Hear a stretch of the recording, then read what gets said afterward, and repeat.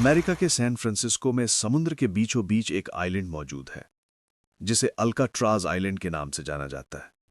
यूं तो ये आइलैंड कभी लाइट हाउस, कभी फोर्ट तो कभी मिलिट्री प्रिजन के तौर पर इस्तेमाल होता था, लेकिन 1934 में इसे फेडरल प्रिजन में तब्दील कर दिया गया।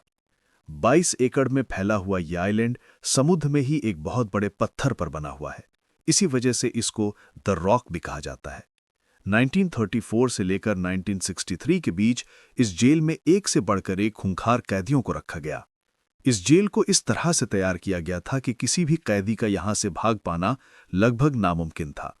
एक ओर जहां यह आइलैंड चारों तरफ से पैसिफिक ओशन के तूफानी लहरों से घिरा हुआ है, तो वहीं दूसरी ओर ये अंदर से भी बेहद मजबूत था। जेल की सख्त सलाखें, हाईटेक सिक्योरिटी, चारों तरफ 12 फुट की कंटीले तारों की 2 फेंस, टॉवर्स पर 24 घंटे तैनात गार्ड्स और पूरे दिन में 12 बार कैदियों की जांच जैसे सख्त नियमों ने इस जेल को और भी मजबूत बना रखा था। ऐसी कड़ी निगरानी और सख्ती के कारण ये जेल कैदियों के लिए एक आफत बना हुआ था। जिन भी कैदियों ने यहां से भागने की कोशिश की, उन्हें या तो पकड़ लिया गया या फिर वो मारे गए। अल्काट्राज के इसी मैक्सिमम सिक्योरिटी की वजह से इसे द इनएस्केपेबल प्रिजन का दर्जा हासिल था, यानी एक ऐसी जेल जहां से भागा नहीं जा सकता था।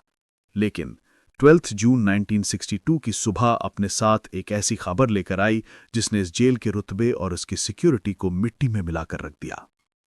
दुनिया की सबसे मजबूत जेल तोड़ी जा चुकी थी। एक नहीं, 3 कैदी रात के अंधेरे में पुलिस की नाक के नीचे से फरार हो चुके थे। पीछे रह गए थे तो बस उनके नकली पुतले जो पुलिस की नाकामी पर मुस्कुरा रहे थे। जेल का चप्पा चप्पा छाना गया। चारों ओर समुद्र में तलाशी ली गई, लेकिन पुलिस को भागे हुए कैदियों का सुराग तक नहीं मिल सका। पुलिस तो क्या, FBI और US मार्शल जैसी अमेरिका की टॉप लेवल एजेंसीज ने भी उन्हें ढूंढने में एड़ी चोटी का जोर लगा दिया, लेकिन ना तो भागे हुए कैदियों की लाश मिली और ना ही उन्हें जिंदा पकड़ा जा सका। 1975 इतिहास के सबसे मजबूत जेल ब्रेक की स्टोरी के 4 मुख्य किरदार हैं, जिसमें पहला शख्स एलन वेस्ट है, जो चोरी के आरोपों में 20 से ज्यादा बार पहले ही गिरफ्तार हो चुका था। उसके बार बार क्राइम करने और जेल से भागने की कोशिशों की वजह से उसे 1957 में अल्कात्राज की जेल में डाला गया। स्टोरी का दूसरा मुख्य किरदार एक ऐसा शातिर और चालाक मुजरिम है जो दिमाग से बहुत तेज था। इसका नाम फ्रैंक मॉरिस था और वो 13 साल की उम्र में ही क्राइम की दुनिया में कूद पड़ा। जेल के चक्कर काटते हुए उसकी आधी जवानी निकल चुकी थी, लेकिन फिर भी उसके गुनाह नहीं रुके। एक बार जब उसने एक बड़ी बैंक रॉबरी की तो उसे कैदी बना लिया गया, लेकिन ये शातिर गुनहगार कई जेलों की तरह वहां से भी भाग निकला, जिसके बाद उसे पकड़कर 14 साल की सजा काटने के लिए जनवरी 1960 में अमेरिका की सबसे खतरनाक जेल अल्कात्राज भेज दिया गया। इस कहानी के तीसरे और चौथे किरदार जॉन एंगलिन और क्लैरेंस एंगलिन हैं। ये दोनों भाई थे जिन्होंने 14 साल की उम्र में ही लूट फरेब और डकैती करना शुरू कर दिया था। चोरी के अलावा कोई और काम जो इन दोनों भाइयों को ढंग से आता था वो स्विमिंग था, और दोनों भाई तैराकी में बहुत अच्छे थे, लेकिन उनकी चोरी की आदत ने उन्हें अल्कात्राज पहुंचा दिया। एक बैंक को लूटने के जुर्म में जहां जॉन एंगलिन को 1960 के अंत में 15 साल के लिए, तो वहीं क्लेरेंस एंगलिन को 1961 की शुरुआत में 10 साल के लिए अल्कात्राज जेल में कैदी बना लिया गया। एलन वेस्ट, फ्रैंक मॉरिस और एंगलिन ब्रदर्स, इन चारों कैदियों में 2 बातें सेम थी। पहली ये कि चारों ही चोर थे, और दूसरी ये कि अल्काट्राज आने से पहले ये जिन जिन जेलों में बंद थे, ये वहां से भागने की कई बार कोशिश कर चुके थे। इसलिए इन्हें अल्काट्राज की मजबूत जेल में लाया गया, जहां से आज तक कोई भी भाग नहीं पाया था। लेकिन ना तो पुलिस ऑफिशियल्स ने और ना ही अल्काट्राज को इनएस्केपेबल प्रिजन कहने वालों ने शायद सपने में भी नहीं सोचा होगा कि ये कैदी वो कर दिखाएंगे जो इससे पहले कोई नहीं कर पाया था, और अल्काट्राज की शान और रुतबा हमेशा हमेशा के लिए मिट्टी में मिला दिया जाएगा। एक जैसी फितरत होने की वजह से चारों कैदियों को दोस्त बनने में बिल्कुल भी समय नहीं लगा। खाना खाना हो, किसी एक्टिविटी में हिस्सा लेना हो या फिर कोई काम करना हो, ये जब भी अपनी अपनी सेल से बाहर होते तो एक दूसरे के नजदीक रहकर सबकी नजर से बचते हुए फुसफुसाकर अल्काट्राज से भागने की बात करते। एक तरह से इन चारों का एक परफेक्ट कॉम्बिनेशन था, जहां फ्रैंक मॉरिस काफी इंटेलिजेंट था और भागने का एक जोरदार प्लान बना सकता था, तो वहीं एलन वहां कई सालों से रहने की वजह से भागने के लिए जरूरी सामानों का जुगाड़ कर सकता था। उसने 3-4 सालों में यहाँ रहते हुए जेल की बनावट और उसके लूप होल्स के बारे में काफ़ी कुछ जान लिया था। इसके अलावा जॉन और क्लैरेंस एंगलिन स्विमिंग में माहिर होने के कारण अल्काट्राज के चारों ओर के समुद्र को पार करने की तरकीब सोच सकते थे। लेकिन इनके सामने परेशानी ये थी कि ये अलग अलग ब्लॉक में कैद थे। अपने प्लान को अंजाम देने के लिए सभी को एक ही ब्लॉक में एक दूसरे की सेल के पास होना जरूरी था।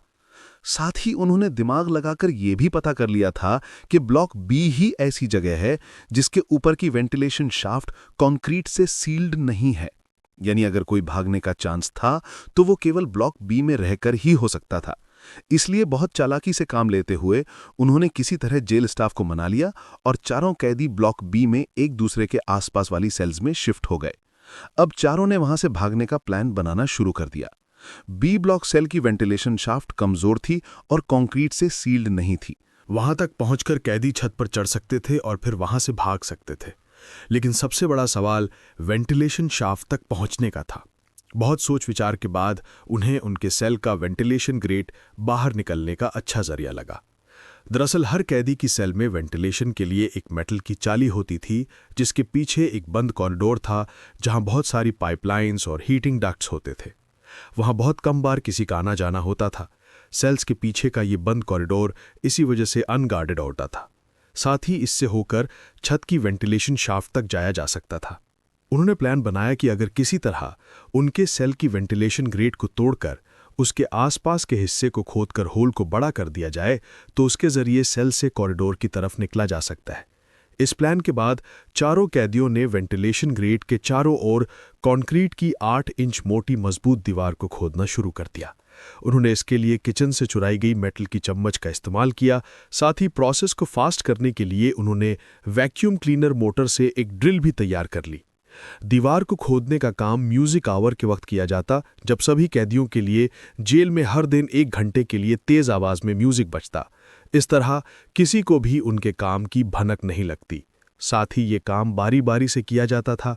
उनमें से कोई गार्ड्स पर नजर रखता और बाकी की अपना काम चालू रखते। इस तरह सभी की नजरों से बचते हुए खुदाई की जाती रही। दिन, हफ्ते और कई महीने गुजर जाने के बाद चारों ने आखिरकार अपनी अपनी सेल में सिंक के नीचे मौजूद वेंटिलेशन ग्रेट के आसपास इतना बड़ा सुराख कर लिया कि वो आसानी से वहां से पीछे बंद कॉरिडोर में निकल सकते थे। होल्स को छुपाए रखने के लिए उन्होंने म्यूजिक इंस्ट्रूमेंट्स, कुछ बड़े साइज के ऑब्जेक्ट्स और कार्डबोर्ड से बनाए नकली वेंटिलेट ग्रेट का इस्तेमाल किया, ताकि बाहर से देखने पर सेल के अंदर सब कुछ नॉर्मल लगे। उनके निकलने के लिए एक तरह से टनल तो तैयार हो चुकी थी और अब अगर वो चाहते तो किसी भी रात वहां से वेंटिलेशन शाफ्ट तक पहुंचकर उसे खोलकर छत पर जा सकते थे और वहां से गार्ड्स की नजरों से बचते बचाते भाग सकते थे। लेकिन वो इस तरह अल्काट्राज से बाहर निकल भी लेते, तब भी उनके सामने खतरनाक समुद्र था, जिसकी वजह से अभी तक के सारे जेल ब्रेक नाकाम रहे थे। इसलिए उन चारों ने सब्र रखते हुए ठंडे पानी और तूफानी लहरों को पार करने के लिए लाइफ जैकेट, बोट और पैडल जैसे जरूरी सामान बनाने का फैसला किया। ये सब बनाने के लिए उन्होंने वेंट की जगह किए सुराख से निकलकर कॉरिडोर के रास्ते अपनी सेल ब्लॉक के ऊपर एक सीक्रेट वर्कशॉप बनाने का फैसला किया, जहां वो छिपकर अपने काम को अंजाम दे सकते थे।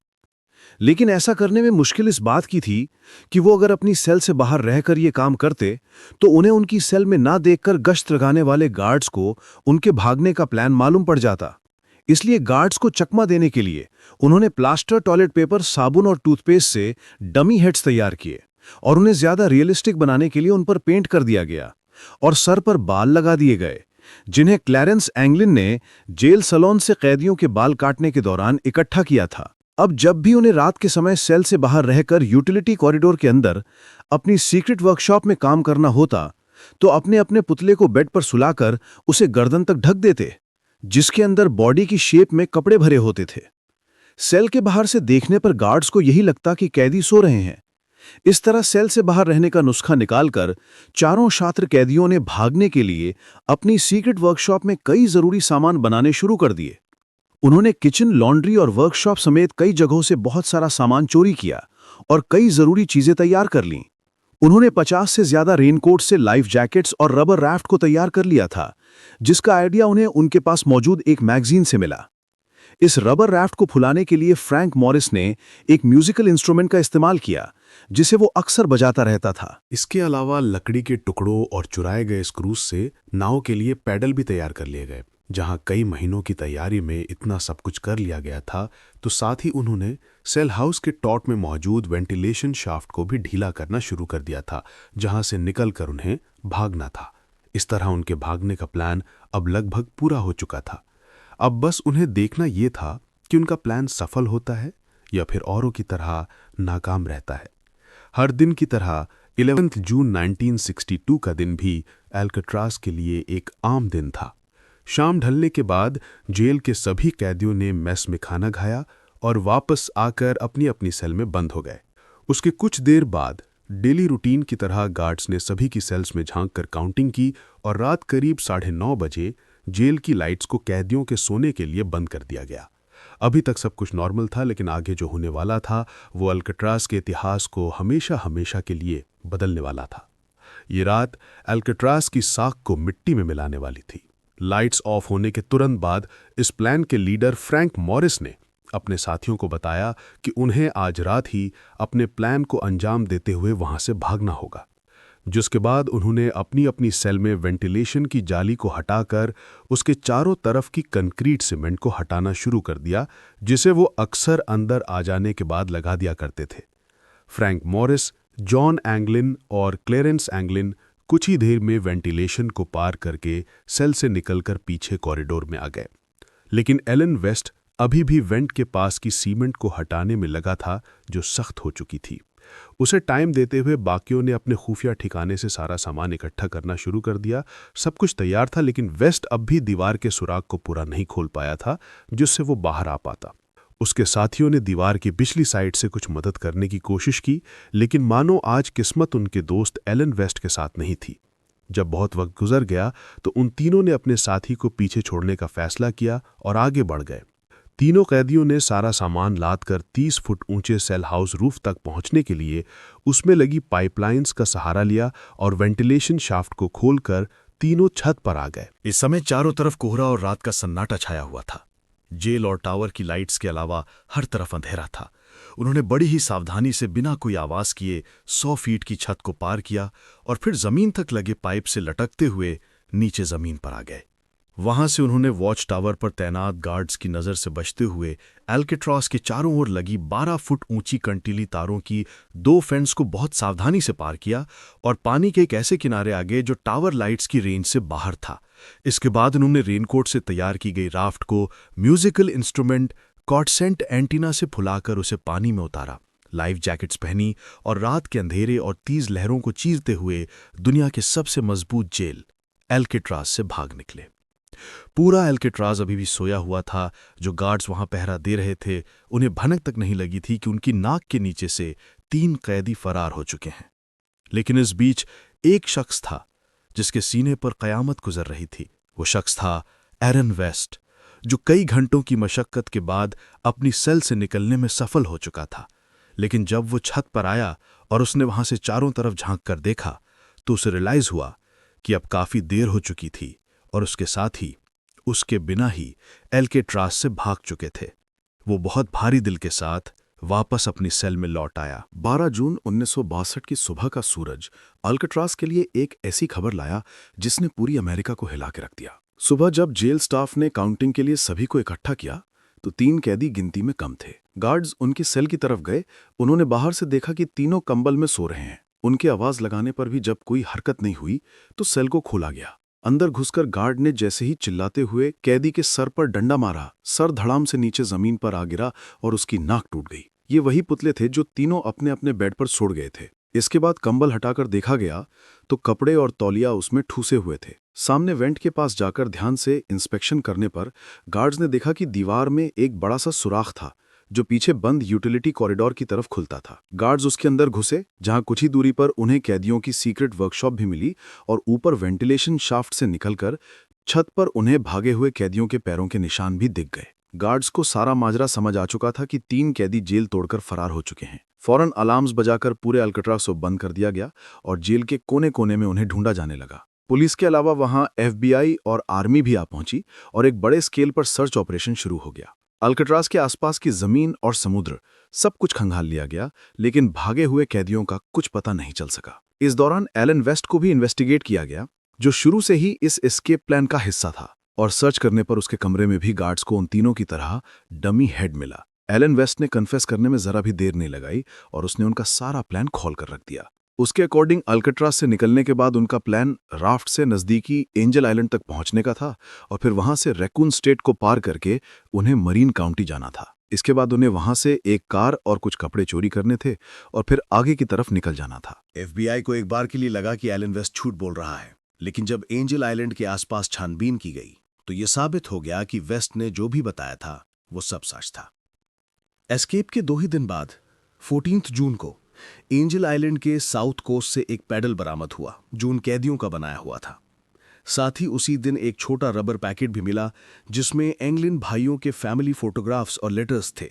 इसके कुछ दिन बाद इन्वेस्टिगेटर्स को गोल्डन गेट ब्रिज के तट पर उनकी नाव का फटा हुआ एक टुकड़ा और अल्काट्राज से 50 यार्ड्स की दूरी पर एक फूली हुई लाइफ जैकेट मिली जो उन तीनों में से किसी की थी।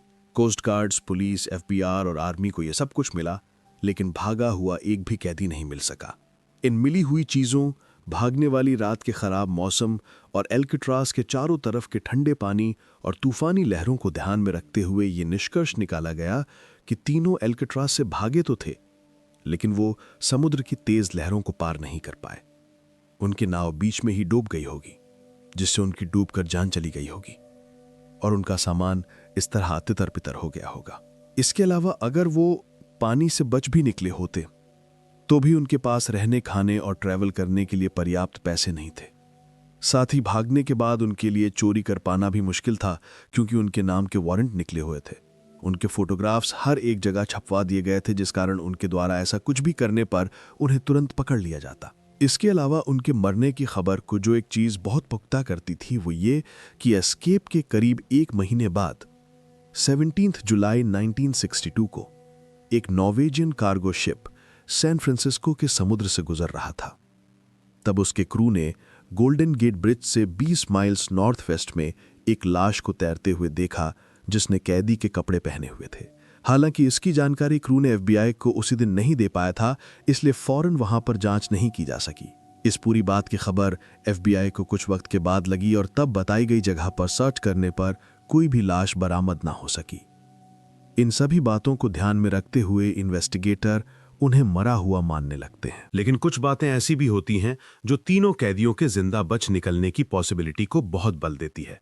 दरअसल अल्काट्राज के चारों ओर का पानी बेशक ठंडा और तूफानी लहरों से भरा हुआ है, लेकिन ऐसा नहीं है कि उसे कभी तैरकर पार नहीं किया जा सका। इनफैक्ट उन तीनों कैदियों के भागने के कुछ महीने बाद दिसंबर 1962 में अल्काट्राज से जॉन पॉल स्कॉट नाम का एक और कैदी भाग निकला था और वो बिना किसी बोट और लाइफ जैकेट के ही ठंडे पानी में स्विम करके सैन फ्रांसिस्को के किनारे तक आ पहुंचा था। हालांकि उसे बाद में कमजोर हालत में पकड़ लिया गया, लेकिन जब एक आम सा कैदी बिना किसी तैयारी के इस कारनामे को कर सकता था, तो फिर मास्टर स्विमर्स रहे दोनों एंगलिन ब्रदर्स और चालाक फ्रैंक मॉरिस के लिए बोट और लाइफ जैकेट जैसी चीजों के सहारे किनारे तक आना कोई बड़ी बात नहीं थी। इसके अलावा पानी में किसी भी लाश को तैरकर किनारे तक आने में महज कुछ दिन का वक्त लगता है, इसलिए अगर वो तीनों सच में डूबकर मरे होते तो उनकी लाश कुछ दिन या कुछ हफ्तों में किसी न किसी किनारे पर आ जाती, जबकि असल में तीनों कैदियों की डेड बॉडी को कभी नहीं पाया जा सका।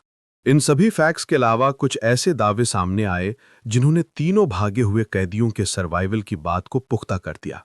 1962 यानी वो साल जब तीनों कैदी अल्काट्राज तोड़कर भागे थे, उसी साल के क्रिसमस पर एंगलिन ब्रदर्स के परिवार वालों को अननोन नेम्स से पोस्टकार्ड्स मिलना शुरू हो गए और एंगलिन की मां को मदर्स डे पर फूलों का गुलदस्ता आने लगा। पोस्टकार्ड्स और गुलदस्ते का यह सिलसिला तब तक चला जब तक साल 1973 में एंगलिन की मां की मृत्यु नहीं हो गई। इसके बाद जब उनकी मां का फ्यूनरल हुआ तो उसमें 2 मिस्टीरियस लेडीज को देखा गया जो काफी टॉल थी। उन्होंने बहुत सारा मेकअप किया हुआ था और इससे पहले उन्हें कभी नहीं देखा गया था। इसके कुछ सालों बाद जब एंगलिन के पिता की मौत हुई तो उनके फ्यूनरल पर भी 2 लंबी दाढ़ी वाले अजनबी देखे गए, जिन्होंने फ्यूनरल अटेंड किया। वो वहां कुछ देर रुके, कोने में खड़े होकर रोए और कुछ ही देर बाद वहां से गायब हो गए। परिवार वालों ने बाद में क्लेम किया कि ये जॉन और क्लैरेंस एंगलिन ही थे, जो एफबीआई की नज़र से बचकर किसी न किसी तरीके से उनसे जुड़े हुए थे। उनकी मां के फ्यूनरल में भारी एफबीआई का टीम भी उन्हें नहीं पकड़ पाई थी, जब दोनों भाई औरत के भेष में वहां आए हुए थे। इसके अलावा उनके जिंदा बचने को लेकर एक और क्लेम सामने आता है। दरअसल जब एंगलिन ब्रदर्स के बड़े भाई रॉबर्ट एंगलिन की डेथ हुई, तो उसने मरने से पहले अपने परिवार वालों से कहा कि कोई भी जॉन और क्लैरेंस की चिंता ना करे, दोनों सेफ हैं, और वो 1963 से ही उनके संपर्क में रहा है। जहां एंगलिन के परिवार वालों के ये दावे उन दोनों के जिंदा रहने को बल देते हैं, तो वहीं एक दावा फ्रैंक मॉरिस के चचेरे भाई बड वाइट का भी है, जिसके हिसाब से फ्रैंक मॉरिस जेल से भागने के कई दिनों बाद उसे सैन डिएगो के पार्क में मिलने आया था। उसकी इस बात का उसकी बेटी ने भी समर्थन किया, जो उस दिन उसके साथ वहां मौजूद थी। एफबीआई के सामने इस तरह के बहुत सारे दावे आते रहे जो उन तीनों के जिंदा बचे रहने की बात को पुख्ता करते थे, लेकिन जांच करने पर एफबीआई को कुछ भी नहीं मिला।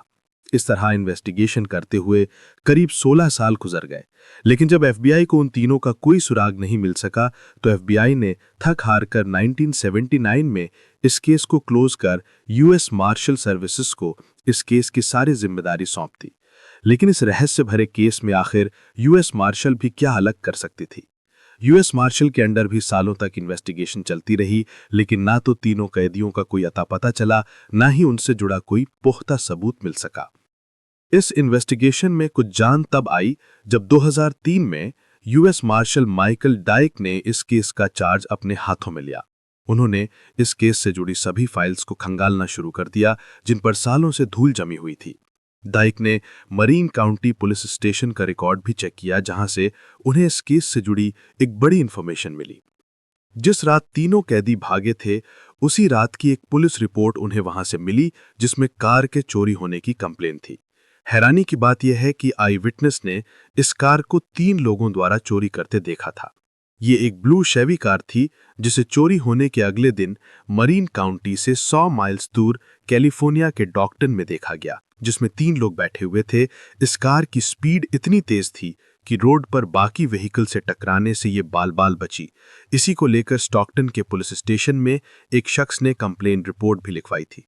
इन सभी बातों को एलन वेस्ट के दिए कन्फेशन से जोड़कर देखा जाए तो भागे हुए कैदियों ने सब कुछ प्लान के मुताबिक ही किया था, और वो मरीन काउंटी से कार चोरी करके अपनी मंजिल की तरफ फरार हो गए थे।